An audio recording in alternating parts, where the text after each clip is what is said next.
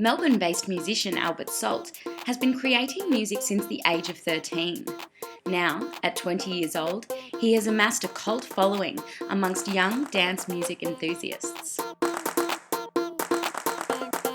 I had been brought up as a violinist and a pianist, and I'd always been pretty accepted that I was always going to do music for the rest of my life. And I'd always wanted to kind of write music of my own and kind of go into pop stuff. And eventually that kind of happened when I moved to Melbourne.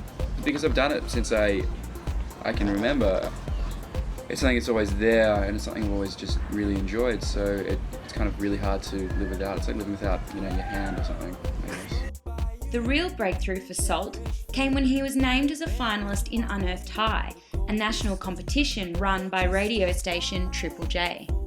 Founded in 1995, it has launched the careers of many young local acts, including Killing Heidi and Missy Higgins. It was a very surreal kind of experience that year. I was in year 12 at the time, and I just got a call one day saying I was listed as one of the... I think I was in the running for being one of the finalists, and then it got announced that I was one of them, and then just started getting played all the time on Triple J, and people, fan base was just growing and growing, so it was really just an amazing experience. Because Triple J itself has such an enormous pool in the Australian kind of indie market, if they attach their name to this website where they're finding new artists to show to the world, it automatically becomes huge. The great thing about it is, I find, is having the reviews. So you've got a whole bunch of different people that really, if you get a review from Richard Kingsmill, it's pretty great to have on your kind of profile. Or actually got a review from Chris Cheney, the lead singer of The Living End. So that's pretty cool to have that there. And there's Nina Las Vegas and stuff like that. And it's just great for your kind of musical resume kind of thing. As part of the Unearthed competition, Salt received the chance to perform live at the Parklife Festival in Melbourne. It was very, very surreal, and basically at the time, it was the first gig I actually introduced Lockie Bubb, my drummer. I called him up as soon as I found out, and it was quite daunting because I didn't actually think it was going to work. And then it did, and now he's been my drummer ever since. So we got to play on the Atoli stage with Kimbra and Little Dragon, and one of my favourite bands of all time played on the same stage a few acts after us, Death from Above, but I didn't know them at the time. Yeah, it was a phenomenal experience. The only thing is I wish we could do it now because our music is so much more suited for that, and we've developed so much better as a live act. Back then I was writing electronic music, but it was much more, I was doing a lot of more string work. The music was a lot darker. At the moment I'm making dance music, so I got really influenced by LCD Sound System and Caribou and Bonobo, so started doing similar stuff to that. So it's much more, it's all dance orientated now, and it is quite different, but you can still hear the elements of the same kind of stuff.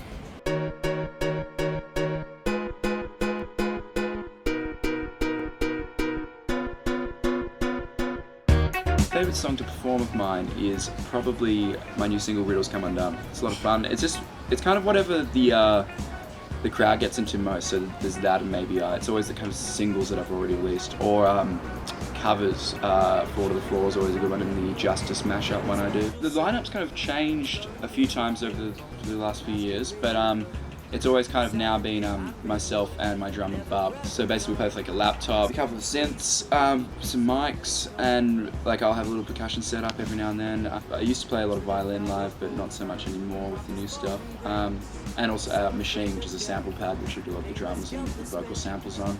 So yeah, it's kind of a similar setup to the Presets actually. It's one of the bands that kind of influenced me. One of the most unique elements of Salt's music is his relationship with his lyricist, Patrick Dower. They met in the boarding house of their high school and have been making music together for almost 5 years. It works really well. Basically, I'll write the tracks, I'll sing over them, kind of a la track as we call them. Sometimes I'll sing some words or have an idea, but most of the time I'll just send it over to him, he will bang out the lyrics, and he'll send them back to me, and then I'll record them over, and then we've got a song.